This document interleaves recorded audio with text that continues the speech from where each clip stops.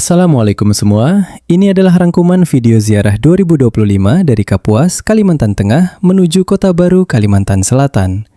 Mungkin akan lumayan lama videonya karena aku juga akan bercerita sekilas kisah orang yang diziarahi. Jadi silahkan ditonton dengan sabar ya, orang sabar disayang Tuhan.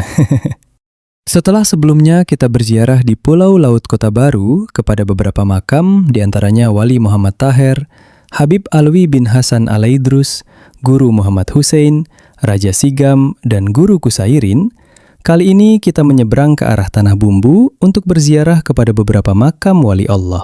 Sekitar jam 3 sore hari Sabtu tanggal 13 Desember 2025, kami tiba di makam Guru Cantung yang berlokasi di Cantung, Desa Sungai Kupang, Kecamatan Kelumpang Hulu, Kabupaten Kota Baru. Tuan Guru Muhammad Dahlan bin Ahmad Abbas atau yang biasa dikenal dengan sebutan Guru Cantung, lahir pada tanggal 14 Agustus 1932 di Amuntai. Pernah menempuh pendidikan di Pondok Pesantren Darussalam Martapura sebagai murid yang hidup sangat memprihatinkan. Hal ini sempat diketahui Tuan Husin Kadri, salah satu guru beliau di Darussalam yang mengarang kitab Senjata Mukmin. Beliau disuruh Guru Husin mengipasi tubuhnya selepas mandi. Usai mengipasi sang guru, beliau diberi uang untuk membeli beras. Konon beliau disuruh oleh Guru Seman Mulia untuk mengasingkan diri di tempat yang jauh. Beliau berangkat menuju sebuah bukit di kawasan Cantung, Kota Baru. Di sana beliau sempat bekerja sebagai pegawai Departemen Penerangan, tapi tak berapa lama beliau berhenti agar dapat berkonsentrasi dalam bidang rohani. Beliau membangun tempat kediaman laladang musafir, dan sekitar tahun 1980-an, beliau sudah membuka pengajian sendiri di Masjid Al-Mustaqim Cantung. Pengajian seputar tafsir Al-Quran digelar setiap malam Jumat dan selalu disesaki oleh masyarakat Cantung dan sekitarnya. Masyarakat menyenangi pengajian beliau karena gaya bahasa beliau sangat sederhana, mudah dipahami, dan mengena di hati. Tutur kata beliau lemah lembut, baik dalam pengajian maupun saat bergaul sehari-hari. Meskipun begitu, beliau tetap rendah hati, tak gengsi hadir di pengajian orang lain. Syahdan, beliau sering hadir di pengajian Abah Guru, baik waktu masih di kampung keraton maupun yang di sekumpul. Dan beliau suka duduk membuncu, berada di sudut belakang menyembunyikan diri. Mungkin beliau lebih mendahulukan orang yang datang dari tempat tinggal yang jauh, dan memberikan kesempatan jamaah yang datang dari tempat yang jauh tersebut untuk masuk ke dalam dan bisa berhadap pandang dengan guru sekumpul. Entah kenapa, suatu ketika acara berlangsung, guru sekumpul yang berada di dalam menyebut nama Guru Dahlan yang berada jauh di luar. Kata guru sekumpul, "Guru Dahlan, jaka baparak kasini, nah jangan dibuncuh aja." Subhanallah. Semua orang tertegun dan mungkin di dalam hati bertanya-tanya, siapakah Guru Dahlan yang disebut guru sekumpul? Guru Cantung biasanya berangkat ke pengajian Abah Guru sekumpul hanya menggunakan sepeda ontel. Namun anehnya, beliau selalu hadir lebih dulu dari orang yang menggunakan, seperti mobil dan motor yang lebih dulu berangkat dari beliau. Itu adalah salah satu karomah Guru Cantung. Beliau ketika menaiki sepedanya, hanya 1 kali kayuhan saja sudah sampai ke Martapura dengan izin Allah. Nama Guru Cantung juga terkenal berkat Abah Guru sekumpul. Pada satu pengajian di kampung keraton, tiba-tiba di tengah pengajian Guru sekumpul berkata, "Pagar Cantung, Pagar Cantung." Abah Guru menyebut Guru Dahlan sebagai Pagar Cantung, yakni wali yang menjadi penjaga dan pelindung kota Cantung. Guru Busu juga pernah bercerita ketika beliau berhaji dengan Guru Cantung, suatu ketika saat beliau membaca kasidah di dalam kamar penginapan, tiba-tiba Guru Cantung dalam keadaan datang, hal beliau berkata, "Seluruh kasidah ini aku pemiliknya, dan hanya aku yang berhak untuk mengijazahkannya." Suatu ketika juga saat Guru Busu bersama beberapa orang dari rombongan ngobrol di dalam kamar, ada salah satu yang nyeletuk, "Kenapa ya, Kai tidak pernah kelihatan pergi ke masjid? Kan sayang sekali." Menyebut Guru Cantung yang sejak awal tidak pernah sholat ke Masjidil Haram. Padahal saat itu posisi Guru Cantung ada di kamar lain yang jaraknya lumayan jauh dari kamar mereka ngobrol. Saat ada yang berkata seperti ini, tiba-tiba saja guru cantung berdiri di pintu kamar mereka sambil berkata, "Asal kalian tahu saja, aku tidak ke masjid ini karena sedang menjaga kalian," ucap guru cantung dengan nada tinggi. Guru cantung dimakamkan berdampingan dengan putranya Haji Hanafi Gubit. Menurut tokoh masyarakat setempat, karisma Guru Dahlan justru muncul setelah putranya wafat. Konon, putranya yang menjadi dinding agar kewalian sang ayah tersembunyi dari orang banyak. Ketika anaknya wafat, kewalian sang abah tak bisa lagi ditutup-tutupi, ujarnya. Haji Hanafi Gubit wafat mendahului ayahnya pada malam Jumat 26 Juli 1991. Untuk informasi tambahan, jika suatu saat kalian ingin berkunjung ke sini, usahakan jangan terlalu sore karena makam beliau sudah ditutup jam 4 sore. Untuk yang nanya, kenapa kameramen malah sibuk merekam di saat orang babacaan? Sebenarnya aku sudah baca-baca ya, hanya saja aku nggak baca Yasin. Aku cuma baca Kulhu 13 kali, Sholawat 14 kali, ditambah Al-Falaq, An-Nas, dan Fatihah. Setelah itu berkata dalam hati, "Tuan Wali, bantu aminkan doa saya, dan berdoa agar dijadikan orang sugih. Sugih harta, sugih hati, sugih ilmu, sugih amal, sugih zahir, sugih batin, sugih dunia, sugih akhirat." Kemudian ditutup dengan, "Ya Allah, berikanlah kepada kami apa yang telah Kau berikan kepada wali ini, baik itu ilmu, amal, ibadah zahir batin, makom, dan sir." Udah itu aja, supaya ringkas dan duluan selesai dari jamaah dan bisa merekam. Hehehe. Kemudian kami melanjutkan perjalanan sejauh 1.200 meter dan singgah ke Pondok Makan Arsyila. Jam 4:12 kami singgah sebentar untuk makan. Di sini lumayan lama ya nunggu makanannya tersedia. Teh panas kami sempat jadi dingin karena makanan baru tersedia sekitar 1 jam setelah memesan. Mungkin karena kami datang lebih 30 orang dan pesanan kami beda-beda, jadinya bikin mereka jadi kewalahan untuk menyiapkan. Namun untuk segi rasa bisa dibilang oke dan enak. Aku mesan iga bakar dan dagingnya empuk. Kemudian kami melanjutkan perjalanan pada jam 5:35. Kemudian, pada pukul 7:35, kami singgah ke Kubah Datu Pagatan yang terletak di tepi Pantai Pagatan, tidak jauh dari tempat wisata Pantai Pagatan.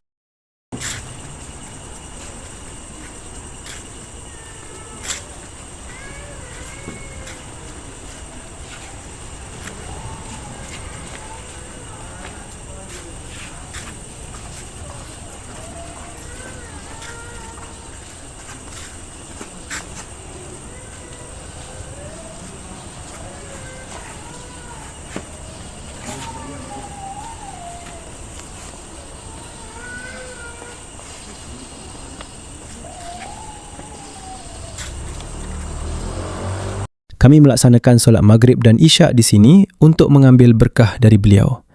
Karena di tengah ruang makam ini disediakan area yang dipagar dengan rantai, khusus dijadikan tempat untuk solat. Sedangkan makam beliau sendiri terletak di samping kanan pintu masuk. Syekh Muhammad Arsyad Al-Banjari adalah putra dari Syekh Muhammad As'ad bin Syarifah binti Syekh Muhammad Arsyad Al-Banjari. Beliau lebih dikenal dengan sebutan Mufti Arsyad Lama. Datu Arsyad Lama ini merupakan suadara dari Datu Ahmad Balimau, Datu Taniran, Datu Abdul Hamid Ujung Pandaran, dan Datu Abu Tolhah Tenggarong. Beliau merupakan mufti kerajaan Banjar dan salah satu murid beliau adalah Sultan Adam. Sejak muda, Datu Lama menunjukkan semangat tinggi dalam menuntut ilmu. Bersama 4 saudaranya, beliau berangkat ke Mekah dan berguru kepada sejumlah ulama terkemuka, di antaranya Syekh Ahmad Ad-Dimyati, Syekh Yusuf, dan Syekh Ar-Rahbini. Keilmuannya diakui hingga beliau dipercaya mengajar di Masjidil Haram, sebuah kehormatan besar bagi ulama dari Nusantara saat itu. Setelah bertahun-tahun menuntut ilmu di Tanah Suci, beliau kembali ke Banjar dan diangkat menjadi mufti kerajaan Banjar, menggantikan ayahnya yang wafat. Dalam posisi itu, Datu Lama dikenal tegas, adil, dan rendah hati. Beliau menjadi rujukan utama dalam perkara hukum Islam dan sering dimintai nasihat oleh para pejabat kerajaan. Salah satu murid beliau adalah Sultan Adam, penguasa Banjar. Hubungan guru dan murid ini menandakan besarnya pengaruh Datu Lama dalam kehidupan spiritual dan politik kerajaan. Julukan Lama yang berarti gemuk dalam bahasa Banjar diberikan karena postur tubuh beliau yang besar. Namun bagi masyarakat, sebutan itu justru melekat sebagai tanda kewibawaan dan karisma sang ulama. Waktu dulu itu, beliau bukan orang Pagatan. Awalnya, beliau ingin pergi berhaji ke Tanah Suci. Sebelum berangkat ke berhaji Tanah Suci, beliau berencana mengunjungi kakak tertua untuk silaturahmi. Beliau berangkat ke Kesultanan Kutai, Kalimantan Timur untuk mengunjungi saudara tertua, yaitu Syekh Abu Tolhah, yang juga menjabat mufti di sana. Dalam perjalanan pulang, beliau singgah di Pagatan, wilayah pesisir yang kini termasuk Kabupaten Tanah Bumbu. Di sana, beliau sempat berdakwah dan membuka majelis pengajian di Masjid Pasar Lama Pagatan. Namun tak lama kemudian, beliau wafat pada tahun 1850 Masehi dalam usia sekitar 85 tahun. Beliau dimakamkan di tepi Pantai Pagatan, Kecamatan Kusan Hilir. Makam beliau ini pertama kali dibuatkan kubah oleh Syekh Abdurrahman Sidik Tembilahan atau lebih terkenal dengan sebutan Datu Sapat. Datu Sapat adalah anak dari Datu Landak dengan istri yang bernama Safura, dan Safura adalah anak dari Datu Arsyad Lamak dengan Ummu Salamah.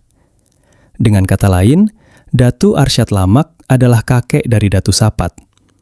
Makam beliau yang sekarang ini sudah direnovasi ulang, sebelumnya makam beliau tidak seperti ini. Hanya saja, kubah beliau pernah diterjang ombak dan membuatnya hancur. Lalu dibangun ulang dengan bangunan yang sangat indah seperti sekarang ini. Di tengah bangunan kubah ini, terdapat area yang dipagar dengan rantai untuk musola jika ada yang ingin sholat. Jika kalian sholat di sini tidak membawa sajadah, jangan khawatir. Di sini ada rak kecil yang di dalamnya sudah disediakan banyak sajadah. Jam 8:50, kami berkunjung ke Masjid Apung Ziyadatul Abrar yang letaknya tidak terlalu jauh dari Kubah Pagatan.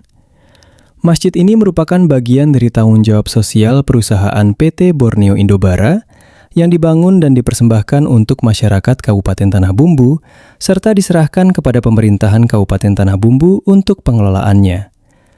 Pembangunan masjid ini diharapkan sebagai tempat ibadah dan syiar keagamaan, juga menjadi destinasi wisata di Kabupaten Tanah Bumbu.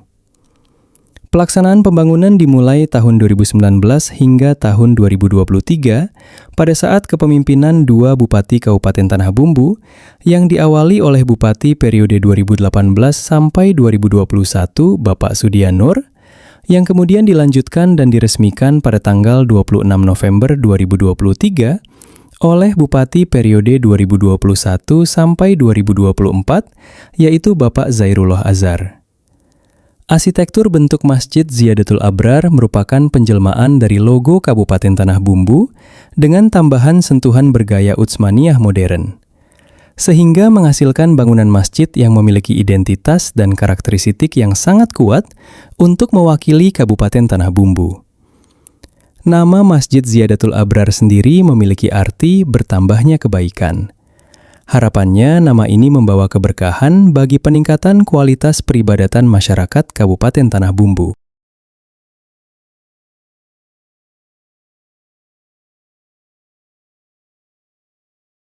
Rencananya kami akan menginap di masjid untuk malam ini. Tapi ada kerabat dari salah satu jamaah yang rumahnya dekat dengan masjid, letaknya di dekat jembatan Pagatan. Beliau datang ke masjid dan mengajak kami semua untuk bermalam di rumahnya. Dan akhirnya kami memutuskan untuk pergi ke sana semua. Beliau sangat ramah dan pemurah. Kami semua disiapkan tempat untuk tidur. Tidak ketinggalan juga dikasih kopi dan teh panas serta kue dan roti. Kami yang tadinya ngantuk jadi fresh lagi mata karena hantaman dari kopi panas. Dan paginya kami masih dikasih roti, minuman panas, dan nasi bungkus. Wow, benar-benar sangat dermawan beliau ini. Kami semua merasa sangat berterima kasih atas sambutan dan pemberian yang begitu berharga ini. Ribuan terima kasih kami ucapkan, dan semoga segala hajat beliau sekeluarga dikabulkan oleh Allah, serta diberi kedamaian dan keberkahan dalam kehidupan keluarga mereka di dunia sampai akhirat. Amin. Kemudian kami melanjutkan perjalanan pagi itu untuk menuju arah pulang dan berziarah ke beberapa makam yang ada di Kabupaten Tanah Laut. Oke, sampai di sini dulu kisah perjalanan kita. Nanti akan dilanjutkan di part 3 ya.